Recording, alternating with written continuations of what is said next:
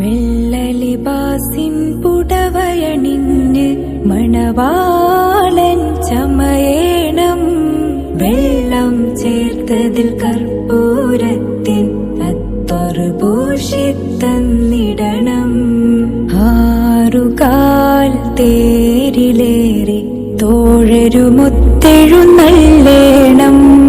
ആരവമായി കളിമത്തിൻ മാധുര്യന്ന് മുഴങ്ങേണം. അതിഥികളായൊരു മുൻകർണക്കീറിനെ അതബിൽ സൽക്കരിക്കണം.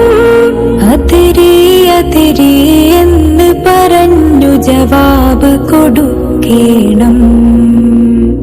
അതിനായി എന്നുടെ സൽക്കർമ്മങ്ങൾ കൂട്ടുകിടക്കേണം. അഹദേ എന്നുടെ മണ്ണറ നീ പൂവരയാക്കേണം.